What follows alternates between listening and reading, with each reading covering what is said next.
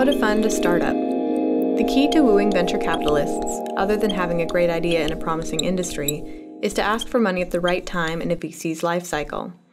Here are the funding phases for a startup and how they correlate with a VC's life cycle. Phase 1. Seed funding. Seed funding usually comes from you, the entrepreneur's bank account, angel investors, potentially mom and dad, or crowdfunding. Seed money allows you to solidify a talented team and a business plan, which is required when it comes time to talk to VCs. Right now, a company called Neptune is raising seed money through Kickstarter with plans to beat Apple to making a smartphone the size of a watch. Phase 2. Round 1 of funding. VCs start when a group of people agree to put money in a pot and not see returns for 10 years.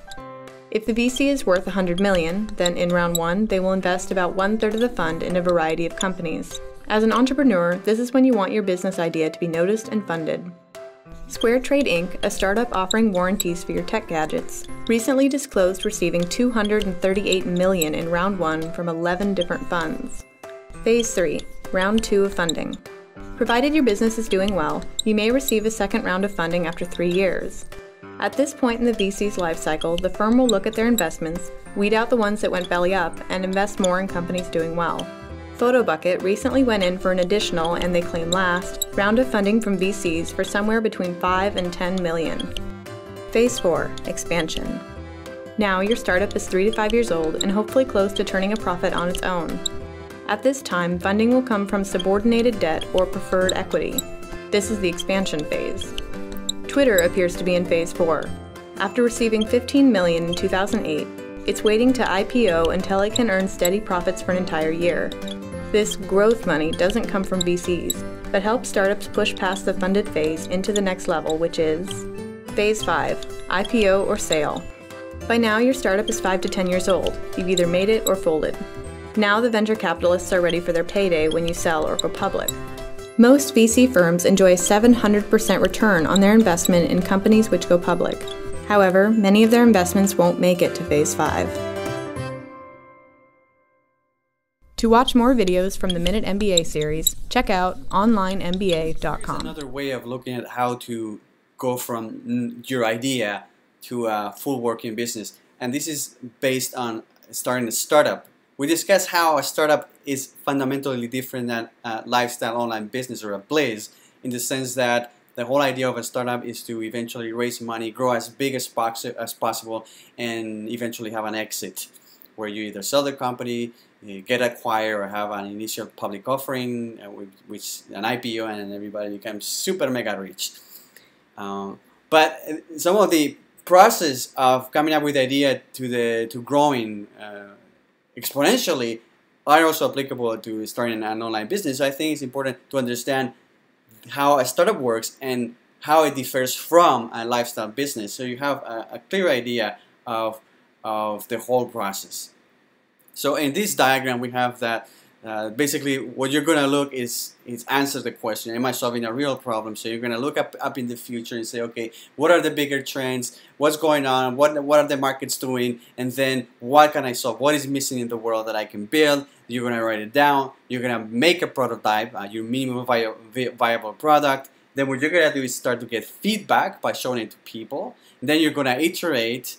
And then here it says find a co-founder. So some people would argue that before you even start, you should start with somebody. But at this stage, it's early enough that you come up with an idea, and you can decide when you find somebody. But it's very important that eventually, before you raise money, ideally, actually it's going to be hard for you to raise money or be accepted on incubator if you don't have a co-founder. They have this rule.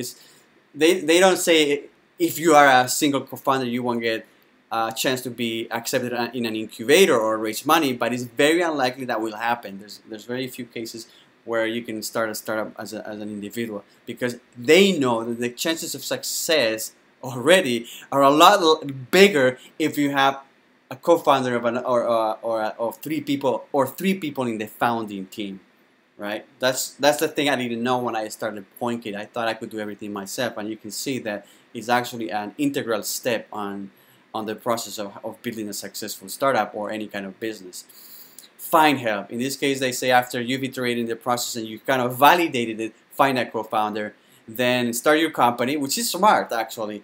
Don't spend money in legal fees or to build a company if you don't even have a validated product. People want to get their business cards, they want to get all their merchandise, their t-shirts and everything, and nobody's buying their product. And then they're like, you're going to fold your idea, you're going to close it, and you're going to have all these merchandise and business cards that you never got to use. You get that after you validated your idea. So before you print any business cards or t-shirts or anything or stickers, make sure that you validate your idea. And then once you found those potential paying customers or actual paying customers, go ahead and start your company, because you're going to start to make money. And it's very important that all your financials are in order, specifically if you're going to raise money. This is not so critical if you're doing a lifestyle online business or a bliss like I'm doing.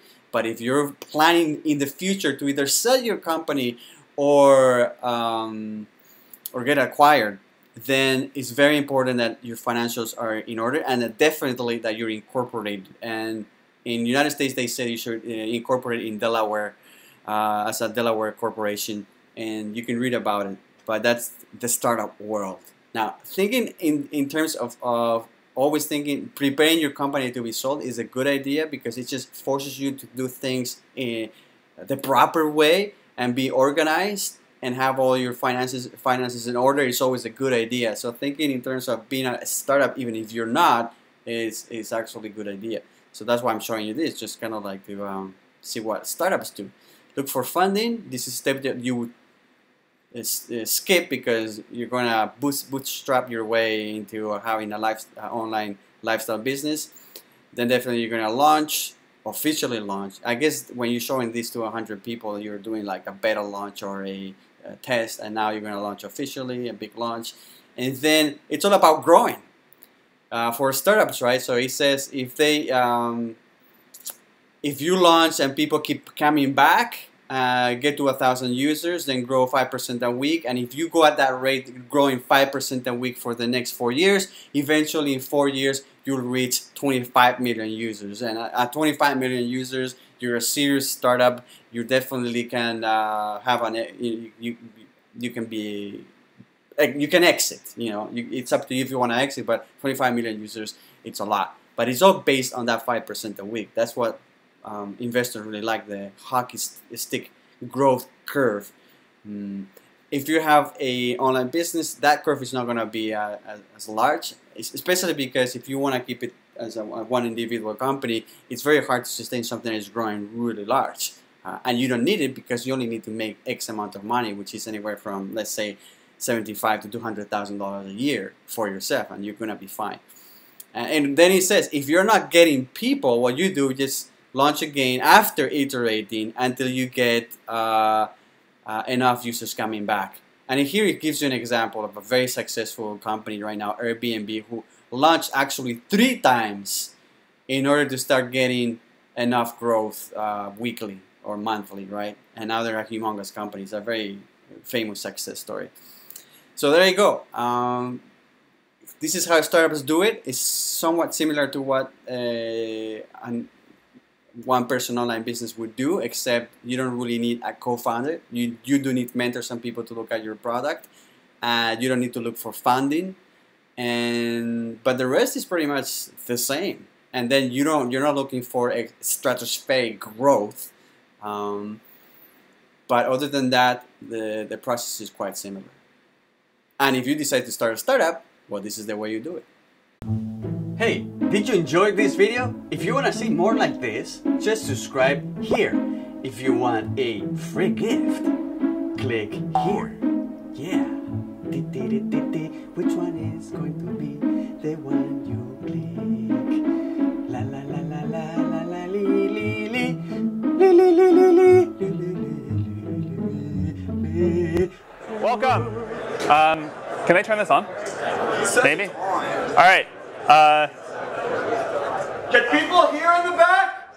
Can you guys hear me? Is the mic on? No? Maybe you can ask them to turn it on. Maybe we can get a big, there we go. All right. Maybe we can get a bigger auditorium, we'll see.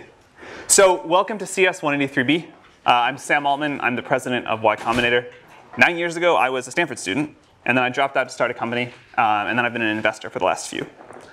So at YC, we've been teaching people how to start startups for 9 years. Most of it's very hands-on and specific to the startups, but 30% of it is pretty generally applicable. And so we think that we can teach that 30% in this class. And even though that's only 30% of the way there, hopefully it'll still be really helpful. We've taught a lot of this at YC already, but it's all been off the record. And this is the first time that a lot of what we teach in YC is going to be on the record. So we've invited some of our best speakers to come and give the same talks they give at YC. We've now funded 720 companies. And so we're pretty sure that a lot of this advice is pretty good. We can't fund every startup yet, but we can hopefully make this advice very generally available. Guest speakers are going to teach 17 of the 20 classes. I'm only teaching 3. Counting YC itself, every guest speaker has been involved in the creation of a $1 billion+ company. So the advice shouldn't be that theoretical. It's all from people who have done it. All of the advice in this class is geared towards people starting a business where the goal is hypergrowth and eventually building a very large company. Much of it doesn't apply in other cases, and I want to warn people up front that if you try and do these things in a lot of big companies or non-startups, it won't work. It should still be interesting. I really do think that startups are the way of the future, and it's worth trying to understand them. But startups are very different than normal companies. So over the course of today and Thursday, I'm going to try to give an overview of the 4 areas that you need to excel at in order to maximize your chances of success at a startup. And then throughout the course, the guest speakers are going to drill into all of these in more detail. So the 4 areas. You need a great idea, a great product, a great team, and great execution. These overlap somewhat, but I'm going to have to talk about them somewhat individually to make it make sense. You may still fail. The outcome is something like idea times product times execution times team times luck, where luck is a random number between 0 and 10,000, literally that much. But if you do really well in the 4 areas you can control, you have a good chance at least some amount of success. One of the exciting things about startups is that they are surprisingly even playing field. Young and inexperienced, you can do this. Old and very experienced, you can do this too. And one of the things that I particularly like about startups is that some of the things that are bad in other work situations, like being poor and unknown, are actually huge assets when it comes to starting a startup. Before we jump in on the how, I want to talk about why you should start a startup. I'm somewhat hesitant to be doing this class at all, because you should never start a startup just for the sake of doing so. There are much easier ways to get rich, and everyone who starts a startup always says, that they couldn't have imagined how hard and painful it was going to be. You should only start a startup if you feel compelled by a particular problem, and that you think starting a company is the best way to solve it. The specific passion should come first, and the startup second. In fact, all of the big successes we have at YC followed this. So for the second half of today's lecture, Dustin Moskovitz, the co-founder of Facebook and Asana, is going to take over and talk about why to start a startup. We were so surprised by the amount of attention that this class got that we wanted to make sure we spend a lot of time on the why. Okay, so the first of the 4 areas, a great idea. It's become popular in recent years to say that the idea doesn't matter. In fact, it's almost uncool to spend a lot of time thinking about the idea for a startup. You're just supposed to start, throw stuff at the wall, see what sticks, and not even spend any time thinking about if it'll be valuable if it works. And pivots are supposed to be great. The more pivots, the better. So this isn't totally wrong. Things do evolve in ways that are difficult to predict. And there's a limit to how much you can figure out without actually getting a product in the hands of users. And great execution is at least 10 times more important and 100 times harder than a good idea. But the pendulum has swung way out of whack here. A bad idea is still bad, and the pivot-happy world that we're in today feels really suboptimal. Great execution towards a terrible idea will get you nowhere. There are exceptions, of course, but most great companies start with a great idea, not a pivot. If you look at successful pivots, they almost always are a pivot into something the founders themselves wanted, not a random made-up idea. Airbnb happened because Brian Chesky couldn't pay his rent, but he did have some extra space. In general, though, if you look at the track record of pivots, they don't become big companies. I myself used to believe ideas didn't matter that much, but I'm very sure that's wrong now. The definition of the idea as we talk about it is very broad. It includes the size and the growth of the market, the growth strategy for the company, the defensibility strategy, and so on. When you're evaluating an idea, you need to think through all these things, not just the product. If it works out, you're going to be working on this for 10 years. So it's worth some real upfront time to think through the long-term value and the defensibility of the business.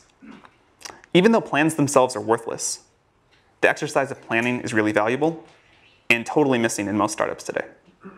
Long-term thinking is so rare anywhere, but especially in startups, that it's a huge advantage if you do it. Remember that the idea will expand and become more ambitious as you go. You certainly don't need to have everything figured out in a path from here to world domination, but you really want a nice kernel to start with. You want something that can develop in interesting ways. As you're thinking through ideas, another thing that we see young founders get wrong all the time is that someday you need to build a business that's difficult to replicate. This is an important part of a good idea. I want to make this point again because it's so important. The idea should come first and the startup should come second. Wait to start a startup until you come up with an idea you feel compelled to explore. This is also the way to choose between multiple ideas. If you have several ideas that all seem pretty good, work on the one that you think about most often when you're not trying to think about work. But we hear again and again from founders that they wish they had waited to start a startup until they came up with an idea that they really loved. Another way of looking at this is that the best companies are almost always mission-oriented. It's difficult to get large groups of people to the extreme levels of focus and productivity that you need for a startup to be successful, unless the company feels like an important mission. And it's usually really hard to get that without a great founding idea. A related advantage of mission-oriented ideas is that you yourself will be dedicated to them. It takes years and years, usually a decade, to create a great startup. If you don't love and believe in what you're building, you'll likely to give up at some point along the way. There's no way I know of to get through the pain of a startup without belief that the mission really matters. A lot of founders, especially students, believe that their startup's only going to take 2 or 3 years, and then after that they'll work on what they're really passionate about. That almost never works. Good startups usually take 10 years. A third advantage of mission-oriented companies is that people outside the company are more willing to help you. You'll get more support on a hard, important project than a derivative one. When it comes to starting startups, in many ways it's easier to start a hard startup than an easy startup. This is one of those counterintuitive things that takes people a long time to understand. It's difficult to overstate how important being mission-driven is, so I want to emphasize it one last time. Derivative companies, companies that copy an existing idea with very few new insights, don't excite people, and they don't compel the teams to work hard enough to be successful. Paul Graham is going to talk about how to get startup ideas next week. It's something that a lot of founders struggle with, but it's something I believe you can get better at with practice, and it's definitely worth trying to get better at. The hardest part about coming up with great ideas is that the best ideas often look terrible at the beginning. The 13th search engine, and without all the features of a web portal, most people thought that was pointless. Search was done, and anyway, it didn't matter that much. Portals were where the value was at. The 10th social network, and limited only to college students with no money, also terrible. MySpace had won, and who wants college students as customers? Or a way to stay on strangers' couches. That just sounds terrible all around. These all sounded really bad, but they turned out to be good. If they had sounded really good, there would have been too many people working on them. As Peter Thiel is going to discuss in the 5th class, you want an idea that turns into a monopoly. But you can't get a monopoly in a big market right away. Too much competition for that. You have to find a small market in which you can get a monopoly and then quickly expand. This is why some great startup ideas look really bad at the beginning. It's good if you can say something like, today, only this small subset of users are going to use my product, but I'm going to get all of them. And in the future, almost everyone will use my product. Here's the theme that's going to come up a lot. You need conviction in your own beliefs and a willingness to ignore others' naysaying. The hard part is that this is a very fine line. There's right on one side of it and crazy on the other. But keep in mind that if you do come up with a great idea, most people are going to think it's bad. You should be happy about that. It means they won't compete with you. This is also a reason why it's not usually dangerous to tell people about your idea. The truly good ideas don't sound like they're worth stealing. You want an idea about which you can say, I know it sounds like a bad idea, but here's specifically why it's actually a great one. You want to sound crazy, but you want to actually be right. And you want an idea that not many other people are working on. And it's okay if it doesn't sound big at first. Common mistake among founders, especially first-time founders, is they think that the first version of their product, the first version of their idea, needs to sound really big. But it doesn't. It needs to take over a small specific market and expand from there. That's how most great companies have started. Unpopular but right is what you're going for. You want something that sounds like a bad idea, but is a good idea. You also really want to take the time to think about how the market's going to evolve. You need a market that's going to be big in 10 years. Most investors are obsessed with the market size today, and they don't think at all about how the market's going to evolve. In fact, I think this is one of the biggest systemic mistakes that investors make. They think about the growth of the startup itself. They don't think about the growth of the market. I care much more about the growth rate of the market than its current size, and I also care if there's any reason that it's going to top out. You should think about this. I'd prefer to invest in a company that's going after a small but rapidly growing market than a big but slow growing one. One of the big advantages of these sorts of markets, these small but rapidly growing markets, is that customers are usually pretty desperate for a solution, and they'll put up with an imperfect but rapidly improving product. And a big advantage of being a student, one of the two biggest advantages, is that you probably have better intuition about which markets are likely to start growing rapidly than older people do. Another thing that students usually don't understand, or at least takes a while, you cannot create a market that doesn't want to exist. You can basically change everything in a startup but the market. So you should actually do some thinking to be sure, or at least as sure as you can be, that the market you're going after is going to grow and be there. There are a lot of different ways to talk about the right kind of market. For example, surfing someone else's wave, or stepping into an up elevator, or being part of a movement. But all of this is just a way of saying you want a market that's going to grow really quickly. It may seem small today, it may be small today, but you know, and other people don't, that it's going to grow really fast. So think about where this is happening in the world. You need this sort of a tailwind to make a startup successful. The exciting thing is there are probably more of these tailwinds now than ever before. As Mark Andreessen says, software is eating the world. It's just everywhere. There are like so many great ideas out there. And you just have to pick one and find one that you really care about. Another version of this that gets down to the same idea is Sequoia's famous question, why now? Why is this the perfect time for this particular idea and to start this particular company?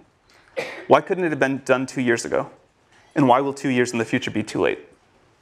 For the most successful startups we've been involved with, they've all had a great idea, great answer to this question. And if you don't, you should be at least somewhat suspicious about it. In general, it's best if you're building something that you yourself need. You'll understand it much better than if you have to understand it by talking to a customer to build the very first version. If you don't need it yourself, and you're building something that someone else needs, realize that you're at a big disadvantage and get very, very close to your customers. Try to work in their office if you can, and if not, talk to them multiple times a day. Another somewhat counterintuitive thing about good startup ideas is that they're almost always very easy to explain and very easy to understand. If it takes more than a sentence to explain what you're doing, it's almost always a sign that it's too complicated. It should be a clearly articulated vision with a small number of words. And the best ideas are usually either very different from existing companies in one important way, like Google being a search engine that worked just really well and none of the other stuff of the portals, or totally new like SpaceX. Any company that's a clone of something else that already exists with some small or made up differentiator, like we're going to be X beautiful design, or we're going to be Y for people that like red wine instead, that usually fails. So as I mentioned, one of the great things about being a student is that you have a very good perspective on new technology. And learning to get good at having new ideas takes a while. So start working on that right now. That's one thing we hear from people all the time, that they wish they had done more of when they were a student.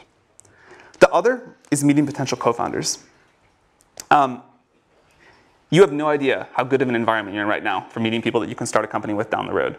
And the one thing that we always tell college students is more important than starting any particular startup is getting to know a lot of potential co-founders. So I want to finish this section of my talk with a quote from 50 Cent. This is from when he was asked about vitamin water. I won't read it, it's up there. But it's about the importance of thinking about what customers want and thinking about the demands of the market. Most people don't do this. Most students especially don't do this.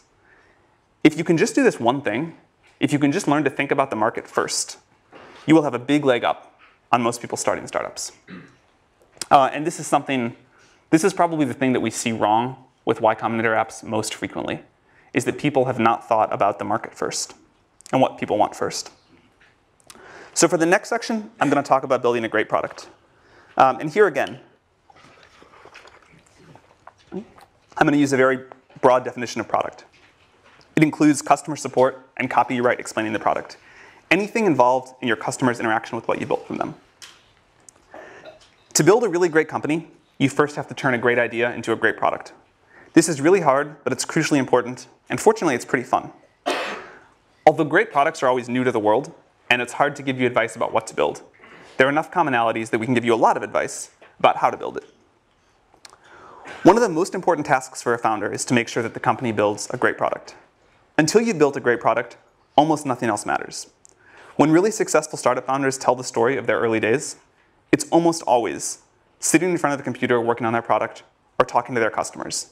That's pretty much all the time. They do very little else. And you should be very skeptical if your time allocation is much different. Most other problems that founders are trying to solve, raising money, getting more press, hiring, business development, etc., these are significantly easier when you have a great product. It's really important to take care of that first. Step one is to build something that users love. At YC, we tell founders to work on their product, talk to users, exercise, eat, and sleep, and very little else. All the other stuff I just mentioned, PR, conferences, recruiting advisors, doing partnerships, you should ignore all of that and just build a product and then get it as good as possible by talking to your users. Your job is to build something that users love. Very few companies that go on to be super successful get there without first doing this. A lot of good on paper startups fail because they merely make something that people like. Making something that people want, but only a medium amount, is a great way to fail and not understand why you're failing. So these are the two jobs. Something that we say at YC a lot is that it's better to build something that a small number of users love than a large number of users like. Of course, it'd be best to build something that a small number of users love, but opportunities to do that for V1 are rare, and they're usually not available to startups. So in practice, you end up choosing either the gray or the orange. You make something that a lot of users like a little bit, or something that a small number of users love a lot. And this is a very important piece of advice. Build something that a small number of users love. It's much easier to expand from something that a small number of people love to something that a lot of people love than from something that a lot of people like to a lot of people love. If you get this right, you can get a lot of other things wrong. If you don't get this right, you can get everything else right, and you'll probably still fail. So when you start in a startup, this is the only thing you need to care about until it's working. Should we explain that again? Sure. So you have a choice in a startup. The best thing of all worlds would be to build a product that a lot of people really love. In practice, you can't usually do that because a big company, if there's an opportunity like that, Google or Facebook will do it. So there's a limit to the area under the curve of what you can build. And you can either build something that a lot of users like a little bit, or you can build something that a small number of users love a lot. And the total amount of love is the same. It's just a question of how it's distributed.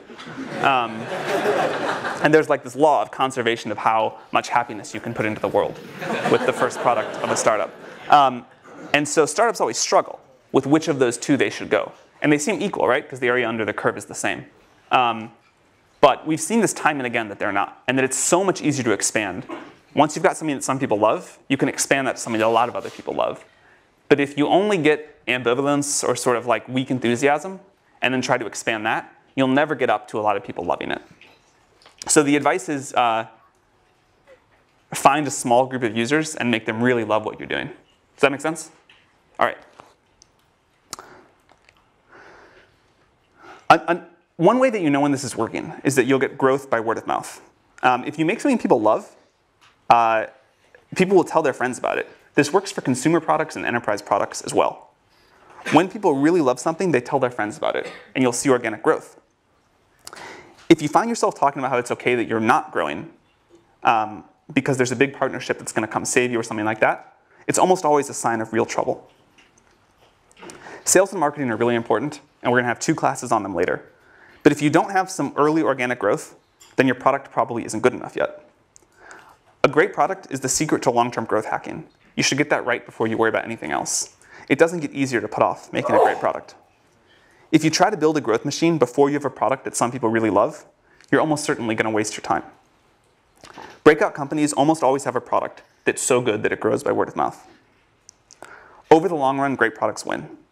Don't worry about your competitors raising a lot of money and what they may do in the future. They probably aren't very good anyway. Very few startups die from competition. Most die because they themselves fail to make something users love. They spend their time on other things.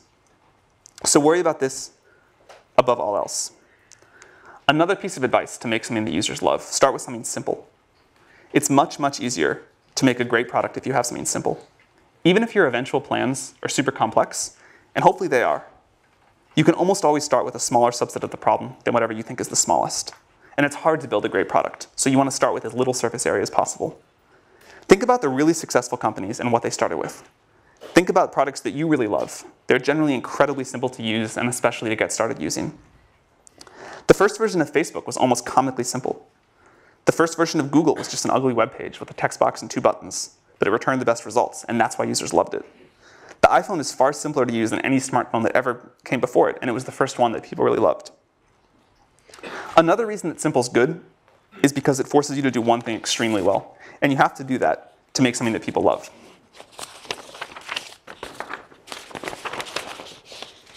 The word fanatical comes up again and again when you listen to successful founders talk about how they think about their product. Founders talk about being fanatical in the way they care about the quality of the small details, fanatical in getting the copy that they use to explain the product just right, and fanatical in the way they think about customer support. In fact, one thing that correlates with success among the YC companies is the founders that hook up PagerDuty to their ticketing system, so that even if a user emails in the middle of the night when the founders are asleep, they still get a response within an hour. Companies actually do this in the early days. These founders feel physical pain when the product sucks and they want to wake up and fix it. They don't ship crap, and if they do, they fix it very, very quickly. And it definitely takes some level of fanaticism to build a great product. You need some users to help with the feedback cycle, but the way to get those users is manually. You should go recruit them by hand. Don't do things like buy Google Ads in the early days to get initial users. You don't need very many. You just need ones that will give you feedback every day and eventually love your product. So instead of trying to get them on Google AdWords, just find a few people in the world that will be good users, recruit them by hand. Ben Silbermann, when everyone thought Pinterest was a joke, recruited the initial Pinterest users by chatting up strangers in coffee shops. He really did. He just walked around Palo Alto and said, will you please use my product? He also used to run around the Apple store in Palo Alto, and he would set all the browsers to the Pinterest homepage real quick before they caught him and kicked him out. So then when people walked in there, they're like, oh, what is this? This is an important example of doing things that don't scale. If you haven't read Paul Graham's essay on that topic, you definitely should. So get users manually, and remember that the goal is to get a small group of them to love you. Understand that group extremely well, get extremely close to them. Listen to them, and you'll almost always find out that they're very willing to give you feedback. Even if you're building the product for yourself, listen to outside users, and they'll tell you how to make a product they'll pay for. Do whatever you need to make them love you, make them know what you're doing, because they're also going to be the advocates that help you get your next users. You want to build an engine in the company that transforms feedback from users into product decisions.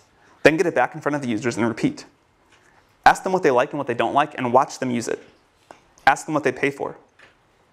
Ask them if they'd be really bummed if your company went away. Ask them what would make them recommend the product to their friends, and ask them if they've recommended it to any yet. You should make this feedback loop as tight as possible. If your product gets 10% better every week, that compounds really, really quickly. One of the great advantages of software startups is just how short you can make the feedback loop. It can be measured in hours, and the best companies usually have the tightest feedback loops. You should try to keep this going for all of your company's life, but it's really important in the early days. The good news is that all of this is doable. It's hard, it takes a lot of effort, but there's no magic.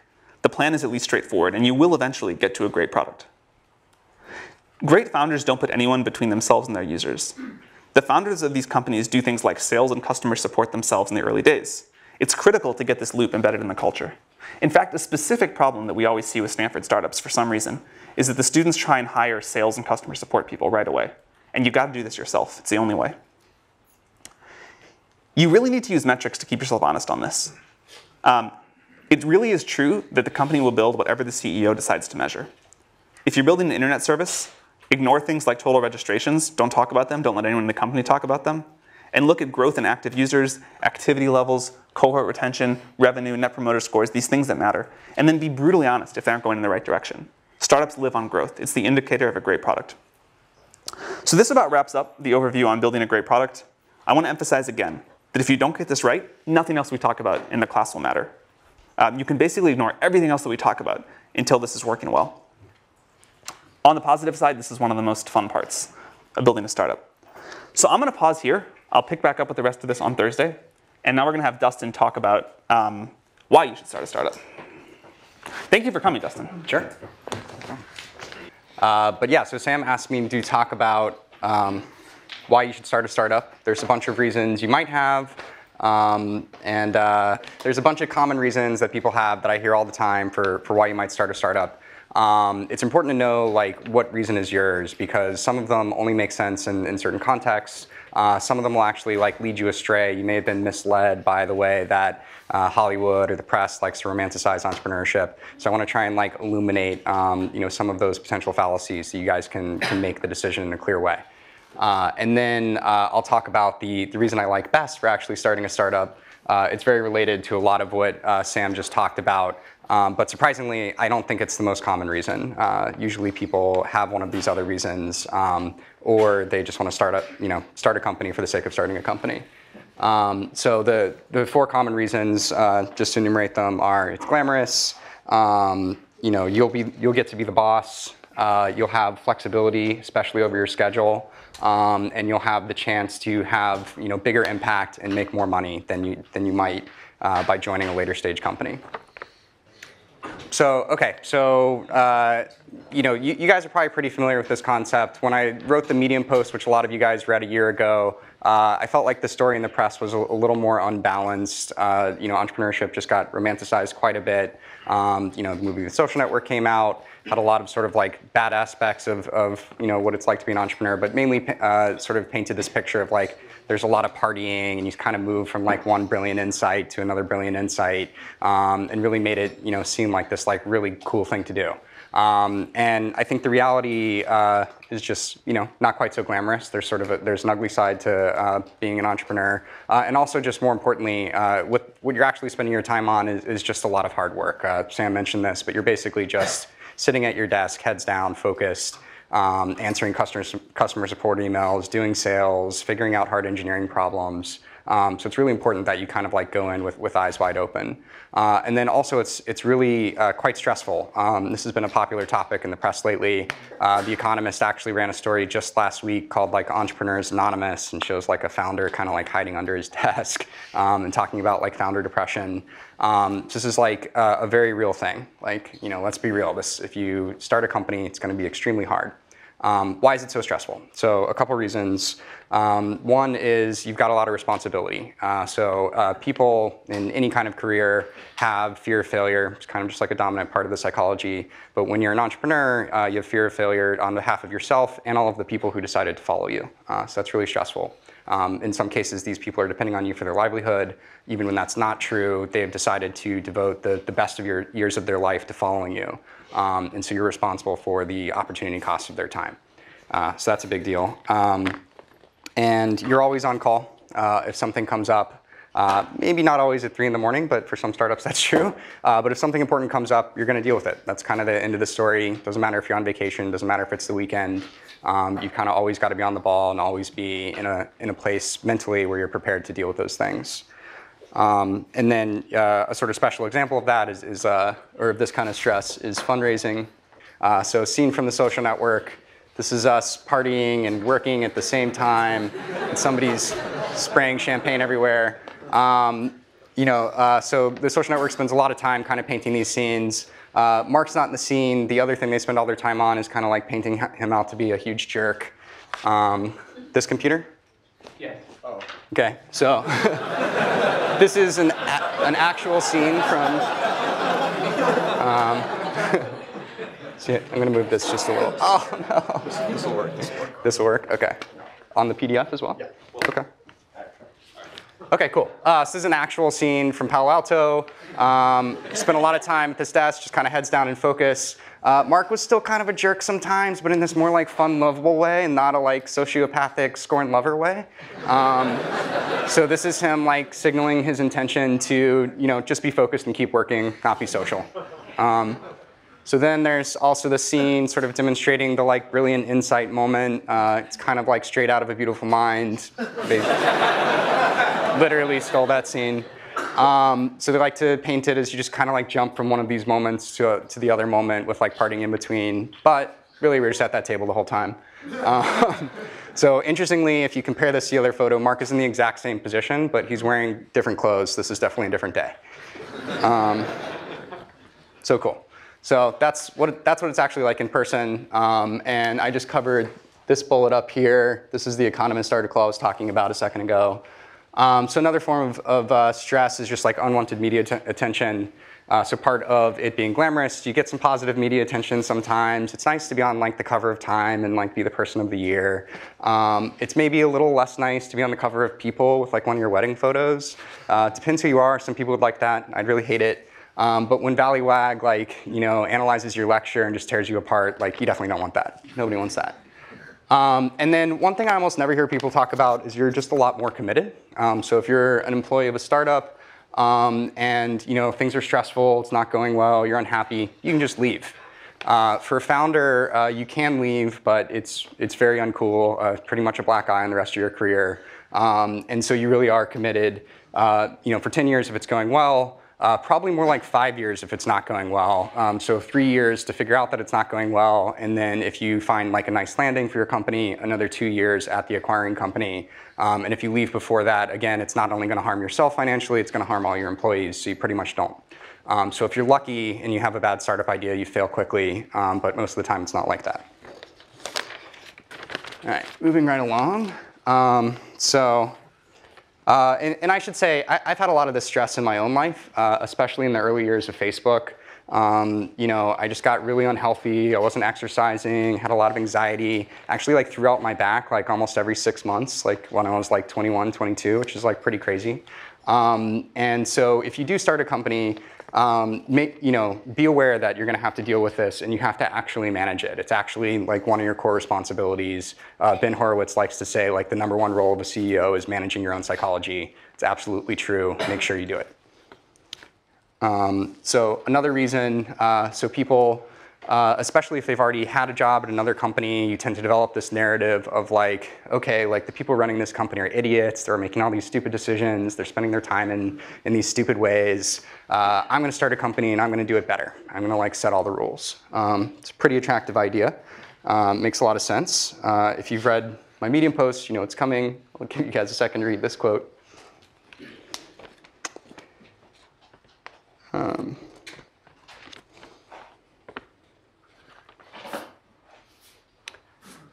Cool. So this really resonates with me. And one thing I'd point out is, the reality of these decisions is pretty nuanced. The people you thought were idiots probably weren't idiots. They probably just had like a really difficult decision in front of them, and people pulling them in multiple directions. So the most common thing I have to spend my time on and focus my energy on as a CEO is like the problems that like other people are bringing to me, the other priorities that people create. And it's usually in the form of a conflict. People want to go in different directions, or like customers want different things. And like I might have my own opinion about that. But really the game I'm playing is like, who do I disappoint the least? And like just trying to like navigate all these difficult situations. And even on a day-to-day basis, I might come in on Monday and like have all these grand plans for like how I'm going to improve the company and what I'm going to spend my time on. But then if like an important employee is threatening to quit, that's what I'm spending my time on. That's my #1 priority. So a subset of you're the boss is you have flexibility. You have control over your own schedule. This is a really attractive idea. So here's the reality, another Phil Liven quote. So this really resonates with me as well. And some of the reasons for this, again, you're always on call. So maybe you don't intend to work all parts of the day, but you might not get to control which ones. You're a role model. This is super important. So if you're an employee of a company, you might have some good weeks, you might have some bad weeks, some weeks when you're low energy, maybe you want to take a couple extra days off. That's really bad if you're an entrepreneur. Like your team will really signal off what you're bringing to the table. And so if you take your foot off the gas, so will they. You're always working anyway. So if you're really passionate about an idea, it's just going to like pull you to keep working on it. If you're working with great investors, you're working with great partners, they're going to want to be working really hard. They're going to want you to be working really hard. And again, you're going to want to work really hard. So some companies like to tell the story about you can have your cake and eat it too. You can have like 4-day work weeks maybe. If you're Tim Ferriss, maybe you can have a 12-hour work week. It's a really attractive idea. And it does work in a particular instance, which is if you want to like actually have a small business or go after a niche market, then you're a small business entrepreneur. That makes total sense. But as soon as you get past like 2 or 3 people, you really need to step it up and be full-time committed. Cool. So this is the big one. So this is the one I hear the most, especially like candidates applying to Asana. They tell me, I'd really like to work for a much smaller company or start my own because then I have a much bigger slice of the pie. I'll have much more impact on how that company does, and I'll have more equity, so I'll make more money as well. So let's examine when this might be true. So I'll explain these tables. They're a little complex, but let's focus on the left first. So this is just explaining Dropbox and Facebook. These are their current valuations. And this is how much money you might make as employee number 100 coming into these companies, especially if you're like a relatively experienced engineer, like you have like 5 years of industry experience. You're pretty likely to have an offer that's around 10 basis points. So if you joined Dropbox a couple years ago, the upside you'd have already locked in is about 10 million. There's plenty more growth from there if you believe in the company. If you joined Facebook a couple years into its existence, you made $200 million. This is a huge number. And if you, even if you joined Facebook as employee number 1,000, so you joined it in like 2009, you still made $20 million. That's a giant number. And that's how you should be benchmarking when you're thinking about what might I make as an entrepreneur. So moving over to the table on the right, these are 2 theoretical companies you might start. So Uber for pet sitting, pretty good idea. If you're really well suited to this, you might have a really good shot at building a $100 million company. And then your share of that company is pretty likely to be about 10%. This certainly fluctuates. Some founders have a lot more than this, some have a lot less. But after multiple rounds of dilution, multiple rounds of option pool creation, you're pretty likely to end up about here. If you have more than this, I'd recommend Sam's post on like the equity split between founders and employees. You probably should be giving out more. So basically, if you're extremely confident about building this $100 million business, which is a big ask, it should go without saying that you should have a lot more confidence in Facebook in 2009 or Dropbox in 2014 than you might for a startup that doesn't even exist yet. Then this is worth doing. So if you have a $100 million idea and you're pretty confident you can execute it, I would consider that. If you think you're the right entrepreneur to build Uber for space travel, that's a really huge idea, $2 billion idea. You're actually going to have a pretty good return for that. You should definitely do that. This is also only the value after 4 years, and this idea probably has legs. So definitely go after that. If you're thinking of building that, you probably shouldn't even be in this class right now. You should just go and build that company. So why is this financial reward and impact? I really think that financial reward is very strongly correlated with the impact you have on the world. If you don't believe that, let's talk through some specific examples and not think about the equity at all. So why might joining a late-stage company actually provide you a lot of impact? You get this force multiplier. They have an existing massive user base. If it's Facebook, it's 1 billion users, or if it's Google, it's 1 billion users. They have existing infrastructure you get to build on. That's also increasingly true for new startups, thanks to like AWS and all these like awesome independent service providers. But you usually get some like proprietary technology and it's all maintained for you. It's a pretty great place to start. And you get to work with a team and they'll help you just leverage your idea into something great. So a couple specific examples. Brett Taylor came into Google as around employee number 1,500, and he invented Google Maps. This is a product you guys probably use every day. I used it to get here, and it's used by hundreds of millions of people all around the world. Didn't need to start a company to do that. Did happen to get a big financial reward, but the point is you had massive impact. My co-founder, Justin Rosenstein, joined Google a little later after Brett. He was a PM there, and just as a side project, he ended up prototyping Chat, which used to be a standalone app, as integrated into Gmail, like you see it in the upper right there. And before he did that, like people didn't even think you could do chat over Ajax or chat in the browser at all. And he just kind of like demonstrated it and showed it to his team, and then they made it happen. And again, this is probably a product most of you use maybe every day. And then perhaps even more impressively, shortly after that, GR left, he became employee round number 250 at Facebook, and he led a hackathon project along with people like Andrew Bosworth and Leah Pearlman to create the like button. So this is one of the most popular elements anywhere on the web, totally changes how people use it. And again, didn't need to start a company to do it, and almost certainly would have failed if he had tried, because he really needed the distribution of Facebook to make it work. So important to keep in mind the context for what kind of company you're trying to start, and like where will you actually be able to make it happen. So what's the best reason? So Sam already talked about this a little bit, but basically you can't not do it. You're super passionate about this idea. You're the right person to do it. You've got to make it happen. So how does this break down? So we're getting close to the end here. Am I doing on time? Cool. Sweet, perfect. This is sort of like a wordplay. You can't not do it in two ways. One is you're so passionate about it that you have to do it. You're going to do it anyway. And this is really important because you'll need that passion to get through all of those like hard parts of being an entrepreneur that we talked about earlier. You'll also need it to effectively recruit. Candidates can smell when you don't have passion, and there are enough entrepreneurs out there who do have passion that they may as well work for one of those. So this is sort of like table stakes for being an entrepreneur. Your subconscious can also tell when you don't have passion, and that'll be a huge problem. And then, so the other way to interpret this is the world needs you to do it. So this is sort of validation that the idea is important. It's going to make the world better, so the world needs it. If it's not something the world needs, go do something the world needs. Your time's really valuable. There are plenty of good ideas out there. Maybe it's not one of your own, maybe it's an existing company, but you may as well work on something that's going to be good. And then the second way to interpret this is the world needs you to do it. You're actually well suited to this problem in some way.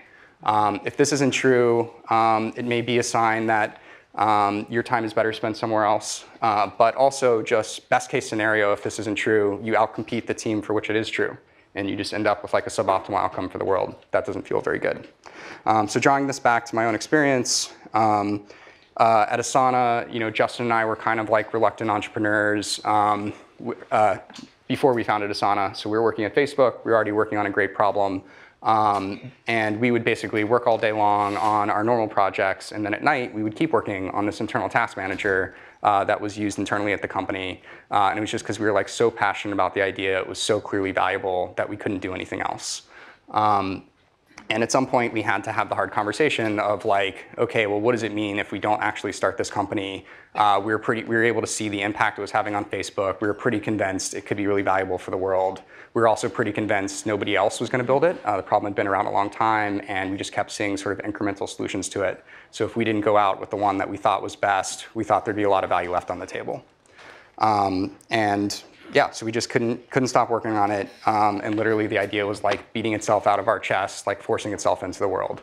And I think that's the feeling you should really be looking for when you start a company. That's how you know you have the right idea. So I'll go ahead and stop there. I'll put some recommended books up here, but won't narrate them. And maybe that's the end of the class. Yeah, thank you.